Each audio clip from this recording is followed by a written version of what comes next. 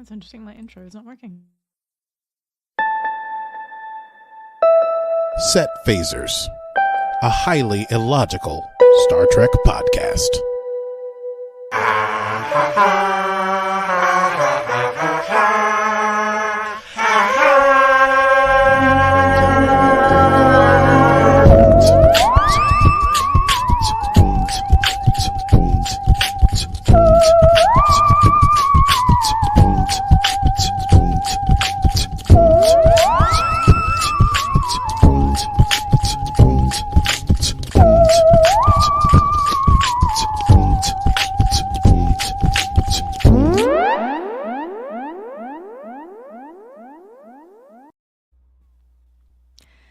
And hello, Aki. And hello, Stevie. How does it go? It goes well. It goes well. How does it go with you? You are not with children anymore. And not I'm with no children. longer I don't with mean like children. Yeah, no, You're not with pregnant. child. Not I'm that no you were ever longer with child. With childs, in proximity to childs. Only adults here. Yes, I'm back in Brooklyn. Feels great. I hear it's gonna snow tomorrow, so huzzah to all that business. Again? That's what I heard. I'm so exhausted by this. Yeah, that's how winter is here. It makes you feel like it'll never end, and then when it does, so glorious. I'm just fed up of digging myself out. Well, that's because you live in a beautiful house. All right. In a beautiful country. Anyway, I was trying to think of a song there, but it escaped me. Maybe it's Beauty and the Beast. Talking Heads. Maybe. I This was is thinking not my more Beauty and the beautiful Beast. house. Oh, Beauty and the Beast. Which Beauty and the Beast song? House in a quiet village. That one. Oh, there must be more than this provincial life. Great. Well, This is a Star Trek podcast and this not is a a Disney Star Trek podcast. podcast. Welcome to Set Phasers, a highly illogical Star Trek podcast. Today's star date is stardate 1412311.2, and we will be discussing Discovery, Season 4, Episode 12, entitled Species 10C.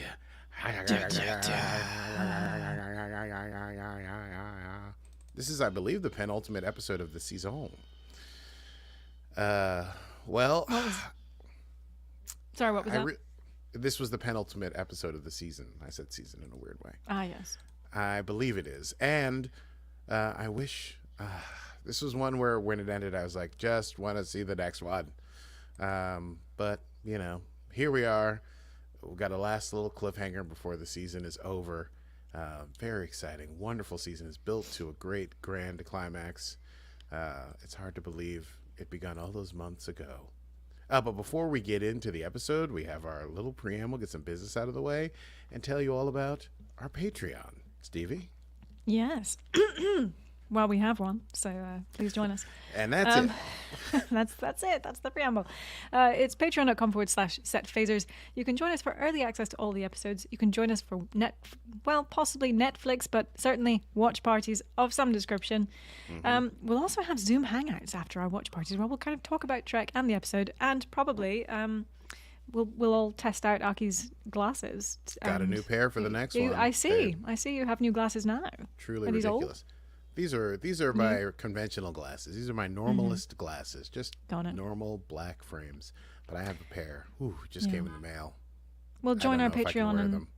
you can vote on which pair of glasses Aki should get next. That's patreon.com/setphasers. I need your help with sartorial advice. Yes. So shall we run down this episode? Let's run it down. It's time to run it down. Can you run it down for me? Tell me what just happened. Can you run it down for me? Me? I haven't really thought about that song in so long. Just now I was listening to it like, oh, that's me. Okay. I get such Nickelodeon vibes from that I song. know. Well, some of us watch You Can't Do That on television too much when they were kids. Okay, so we begin So, last episode, they went to that planet. They discovered the complex hydrocarbons that convey messages that are part of Species 10C's language, maybe. And then they headed off into the search of the hyperfield where Species 10C must be. Tarka and Book had done a whole thing to get Book's ship onto Zora without Zora noticing. And so we begin this episode with just everyone looking at, we're right outside the hyperfield. I think they're holding it like 200 kilometers out, and they're just looking at this huge thing, and a bunch of beautiful shots of everyone's eyes just being like, what? Really intense. Opening. They've been sending this message that they made. They've been getting no response. Michael doesn't want to raise the shields, but there's been no sign of any change. He doesn't want to come off as like aggressive or defensive, but they're just trying to communicate. But nothing's happened thus far. Michael mentions to the president, maybe it's time for the contingency plan. Rillak is hesitant, but it's going to be 15 hours until Earth and Navarre start to feel the effects of the DMA, and that could lead to catastrophe. So there is this ticking clock happening the whole time.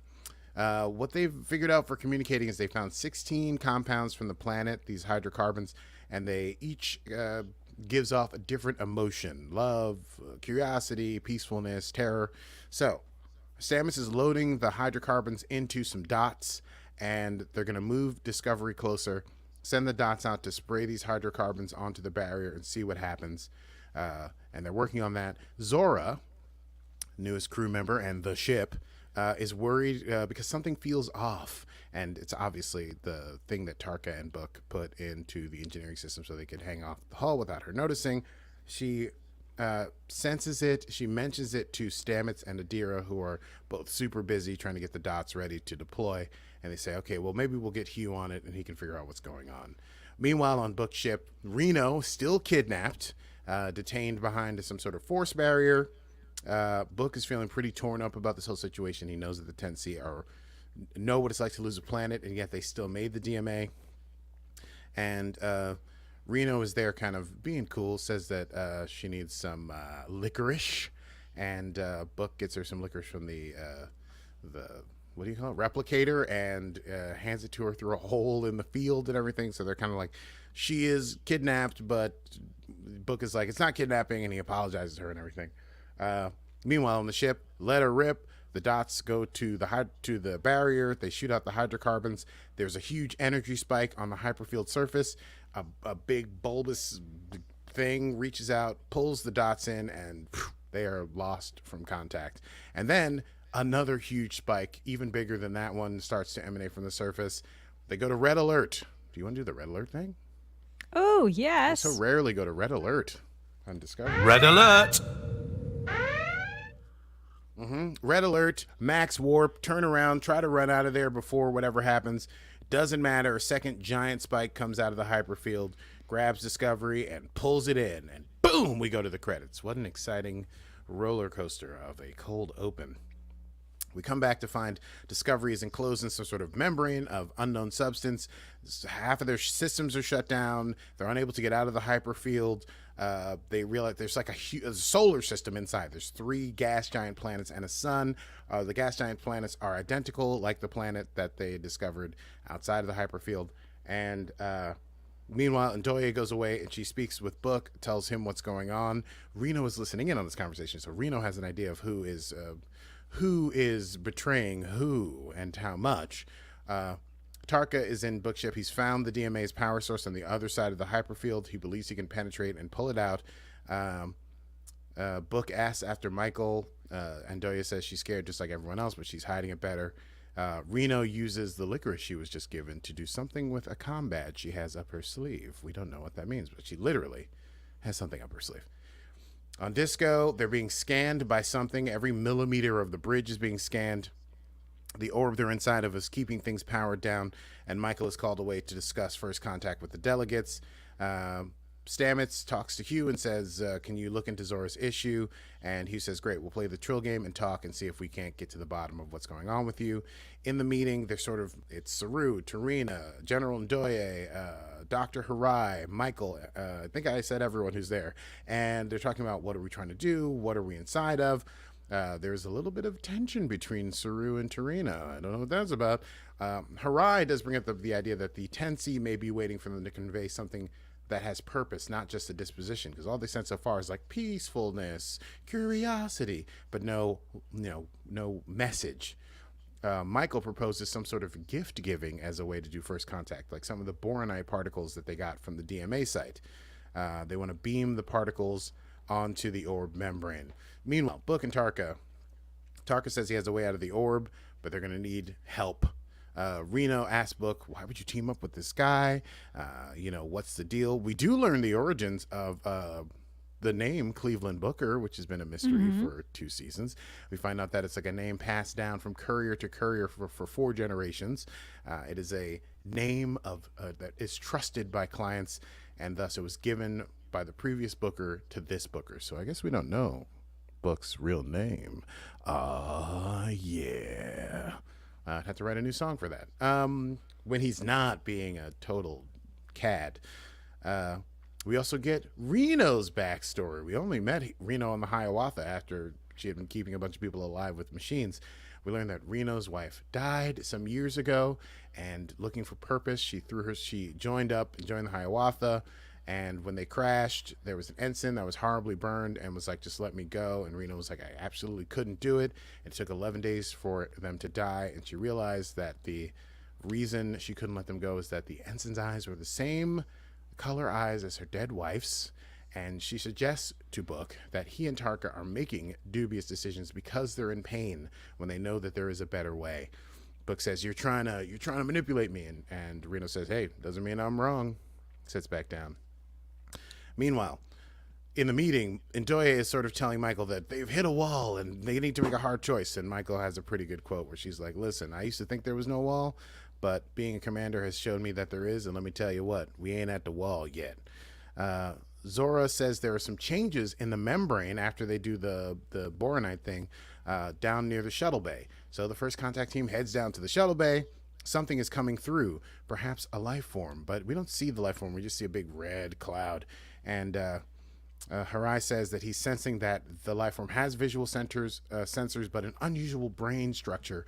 But the universal translator is not going to be useful, can't be used to communicate with species 10C.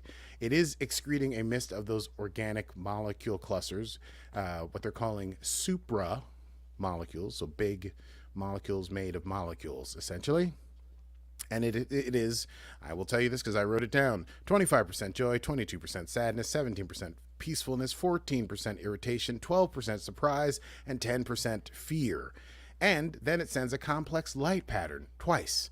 Harai posits that maybe the light is the language and the hydrocarbons, the supermolecules, are a way to convey emotion and context. So they repeat it back to show that they recognize the language.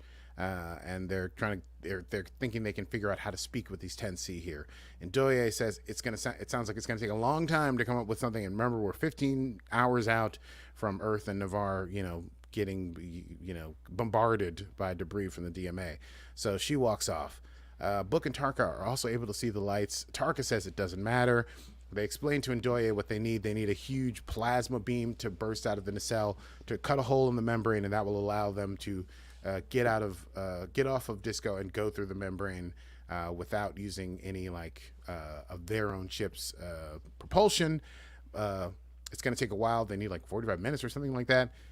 Books thinks that this will work, but he says, listen, if diplomacy starts to work, we'll call off the plan.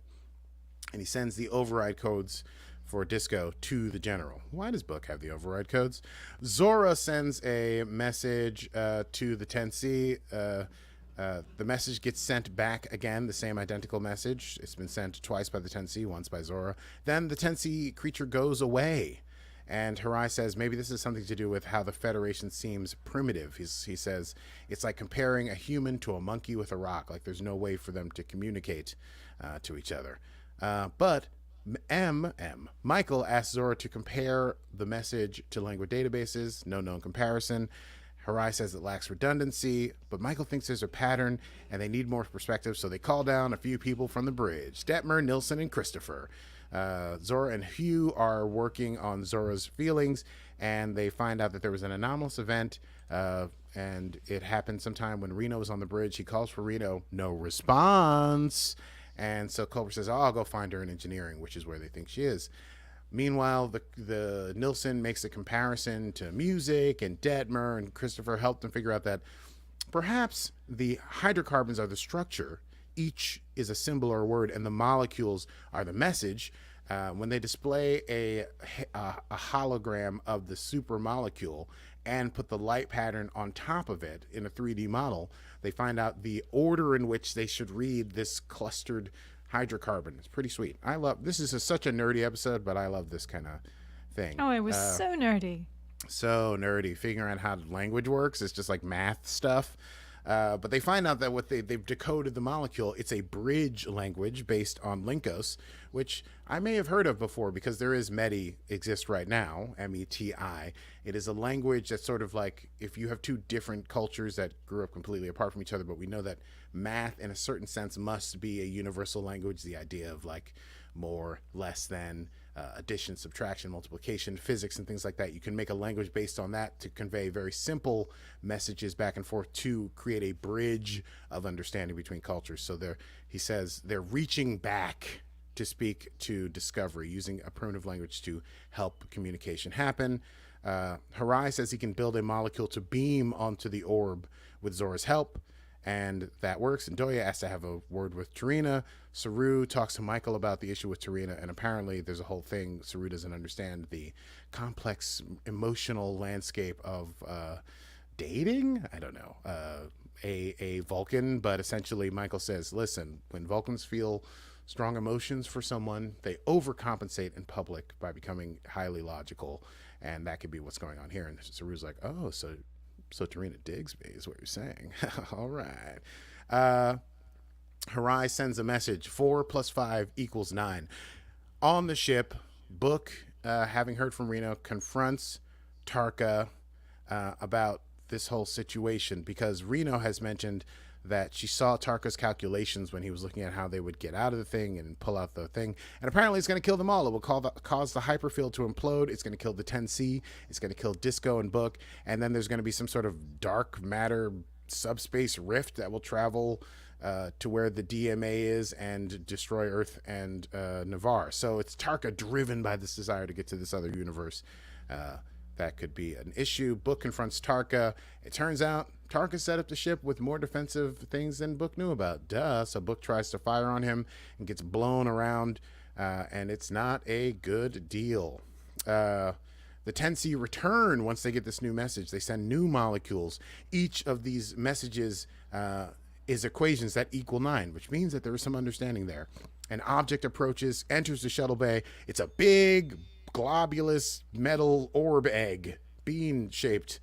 It's coated in hydrocarbon for peacefulness, and within, a breathable atmosphere. Oh yeah. And then a door appears on the surface. So Rillak basically is like, listen, we got to go into this thing if we're going to make this diplomacy work. She volunteers to go. She asks Michael and Saru to go with, and she invites Tarina and Ndoye to go. Tarina says, I will go to advocate for my people. Ndoye, who has ulterior motives, says she will stay behind. She'll be more useful on the ship. Harai is going to stay there, and if something should happen, he will resume diplomacy. Meanwhile, Tarka on the ship is able to get Book knocked out by Book trying to fire on him, and he throws him into the cell with Reno and takes Book's communicator away from him. He says, I've had 2 real friends in my life, and you were one of them. And Reno says, you have a funny way of showing it. Reno tries to dissuade Tarka, but Tarka really does not care. Before everyone gets on the bean back in Discovery, Michael has to have a private conversation with Saru and basically says like she feels like she's losing control of the situation. It's so frustrating. Saru's like, hey man, I learned a thing from Tarka that helps when I feel overwhelmed. Basically, it's screaming. And so they do some scream therapy at each other. Grudge does not like this at all, but it makes them both feel better. Meanwhile, Culber's still looking for Reno. They find out that her comm badge is hidden in engineering, but she is nowhere to be found. But they do find from also that moment when that badge was placed there that something happened at one of the the panels.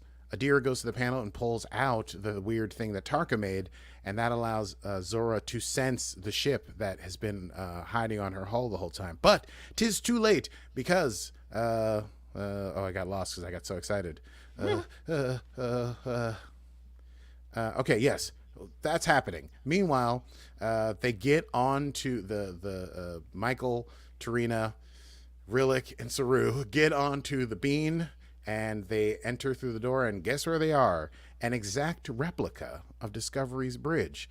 And Saru has a little device that he got from Stamets that allows him to, communicate via hydrocarbons and light frequencies.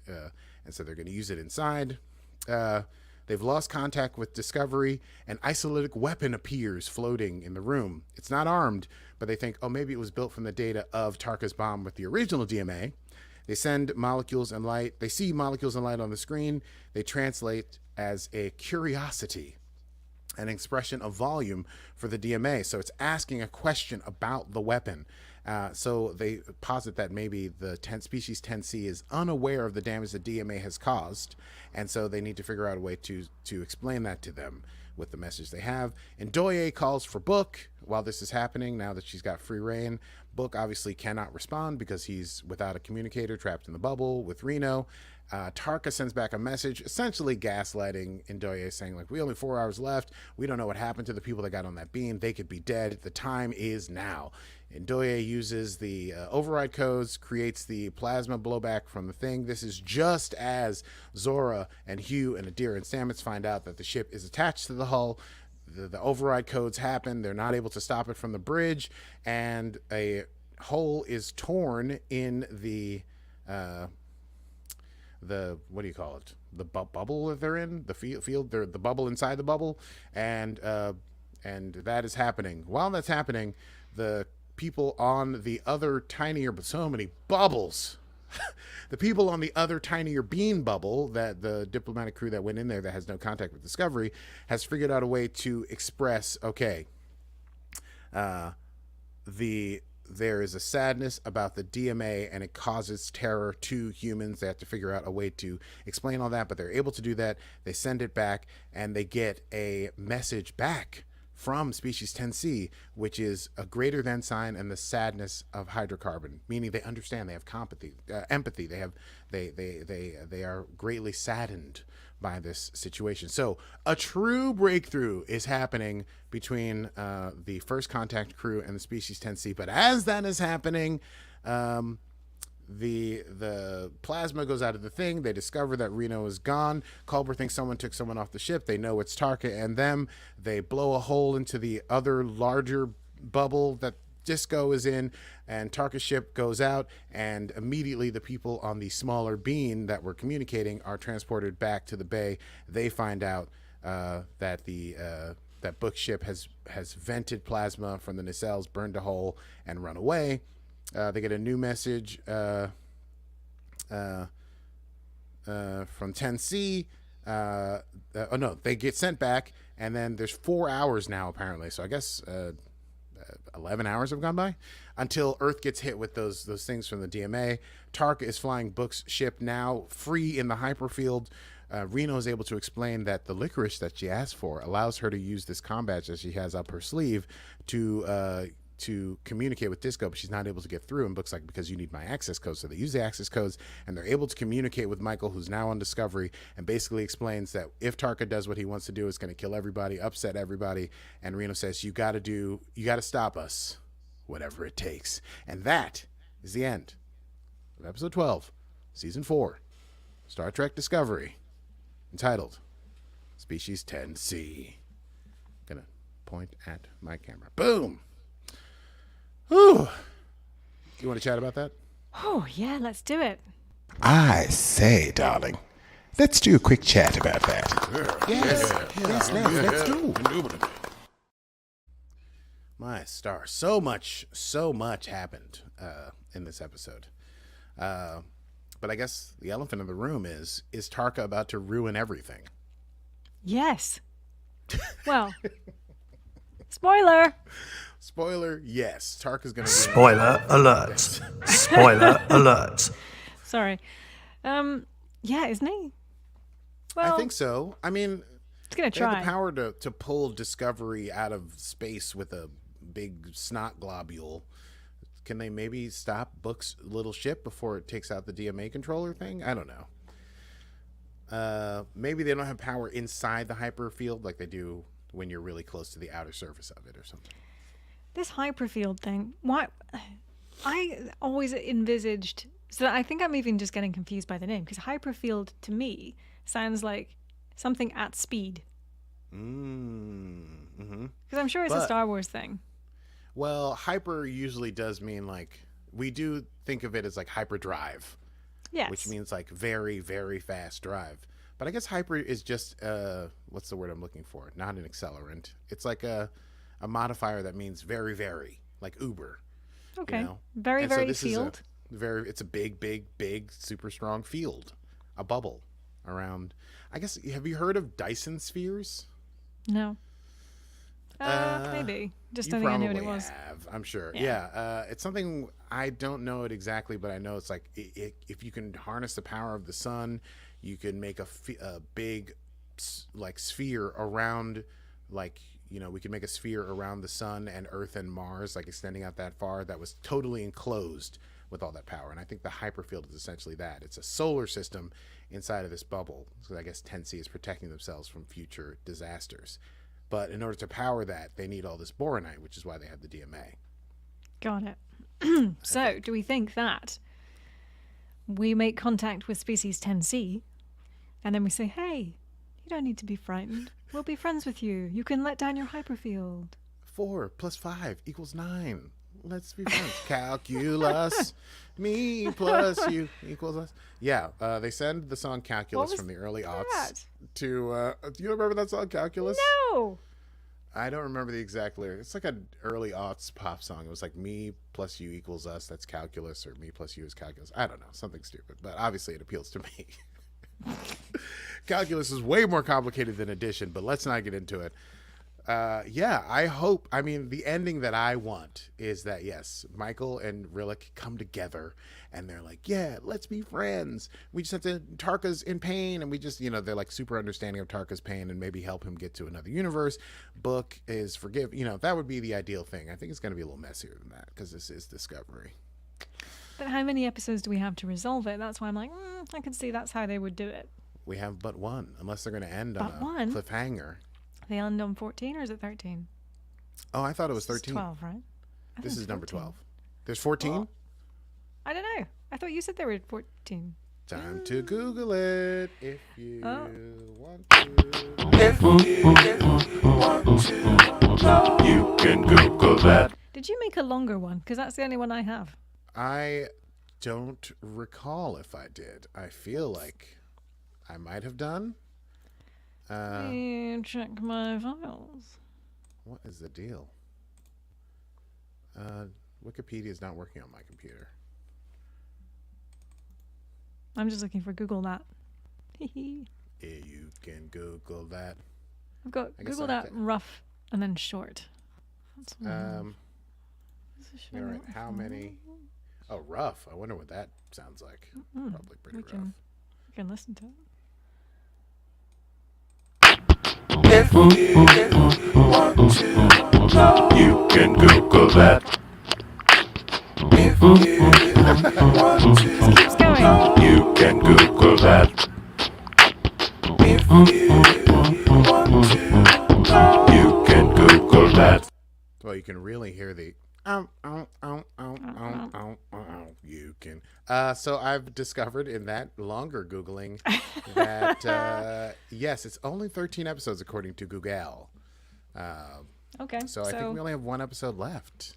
in that case, surely it's got to get Right. resolved. Because that's Well- how they did the last season. We have a number of things to resolve. Well, but I mean, season 3 ended with like a resolution. Season 2 ended with a resolution that was like, everyone goes into the future. We like didn't know what exactly happens, except that, True. they managed to defeat Control. So I'm wondering if they're going to be able to like save Earth and Navarre, but they don't know what happens with Tarka and the Controller. And are they headed to another universe now? Does Discovery never get a break? They went 900 years in the future, and now they're going to head into a parallel mirror universe after Tarka. Something crazy like that. Yeah. I don't know. So you're so Is that relaxed. Sorry, I thought that was rhetorical. I don't know. It is I mean, I hope it doesn't happen, but if it does, maybe we get to see Lorca. That's all I have to say. I really, I'm pulling for Lorca to come back. Just somehow, some way. In a different universe, God. Lorca's there. Now his eyes are, you can see in the dark. I don't know. Yes. What else did I have in chat here? Reno to the rescue.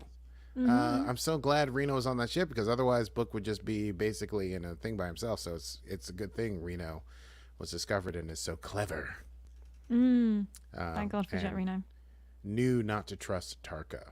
So Jett Reno to the rescue. Maybe rescue, certainly sort of saving the day for everyone in terms of getting Tarka to turn around.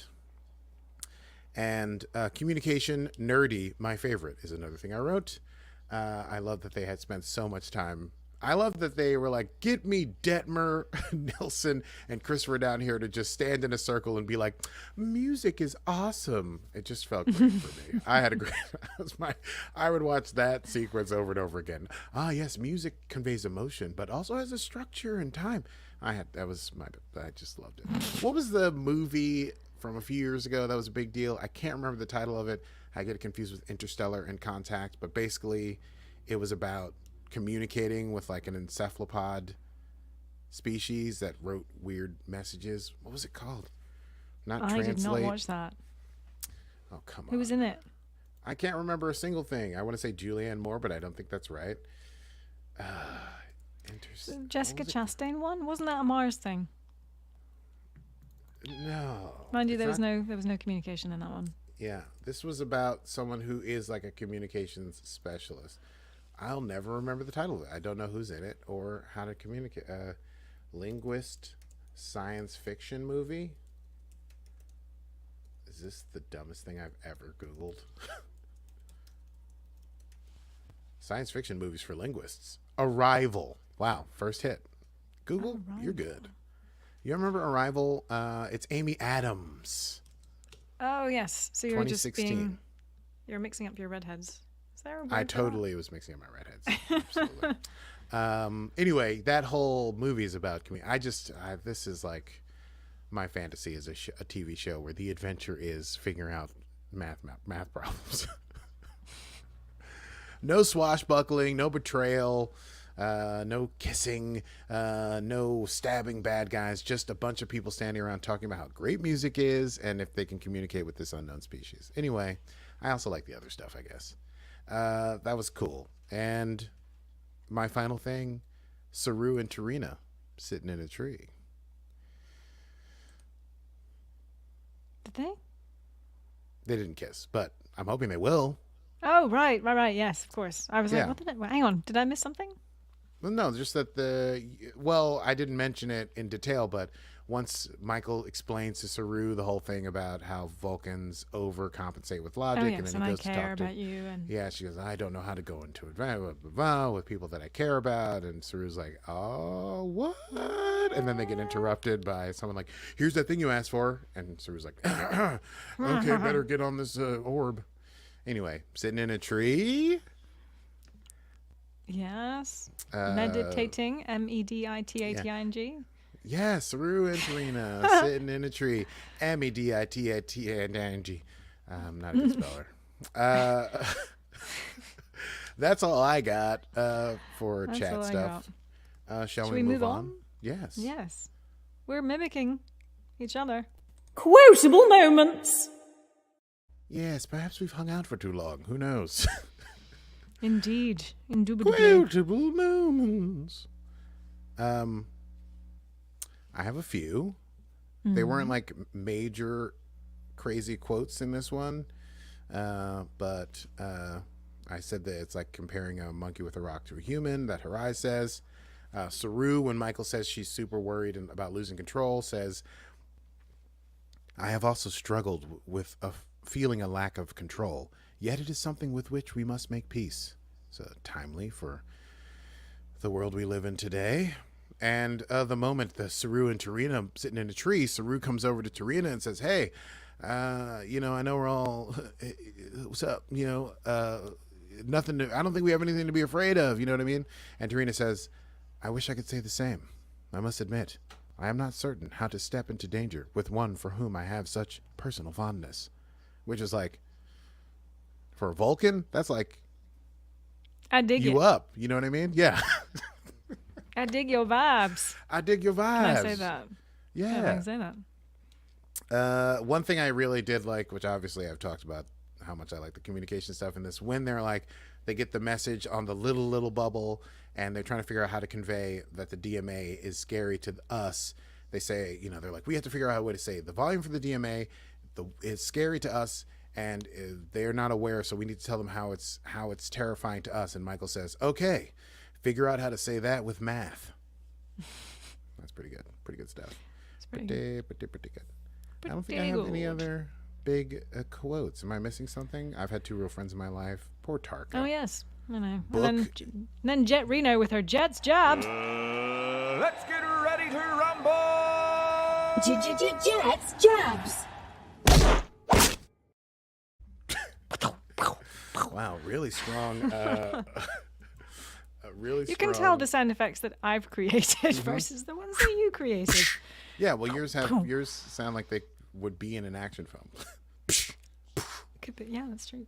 When Tarka said that and Jett said, well, you've got a funny way of showing it. Jett, so incisive. Yeah, come on. And Tarka, insightful. Hello. Incisive and insightful. Yes. Jett Reno is that. And I like that we got some of that. This is why am I chatting? But I like the backstory that we got from Jett, which was interesting. Should have put that in the chat. In the Jett to the rescue. That they were married and are like lost a partner. And, you know, so now we understand Jett's sort of cool-headed, unflappable, Ractagino drinking lifestyle.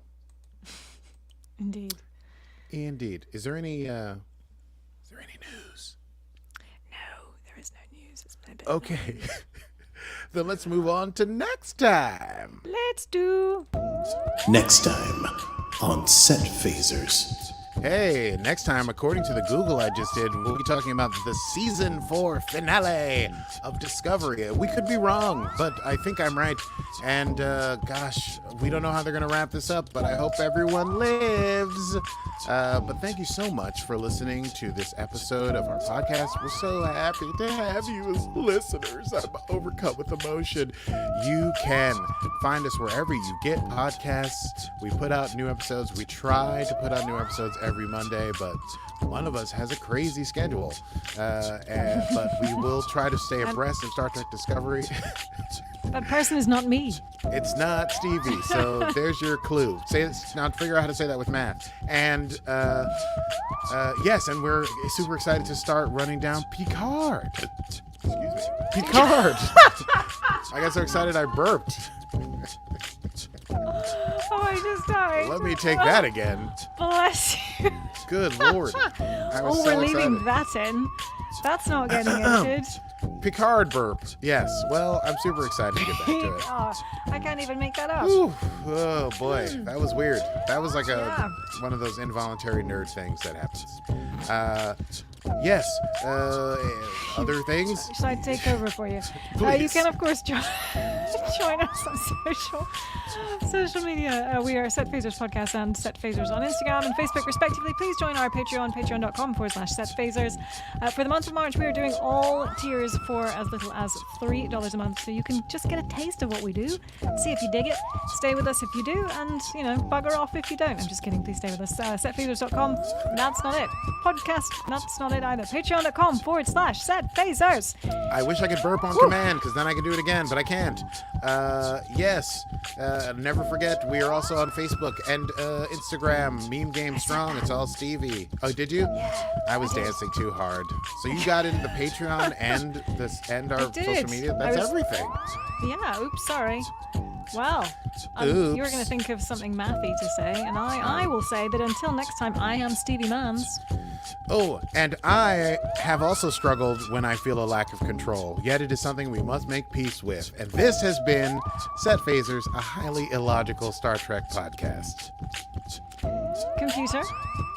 End program.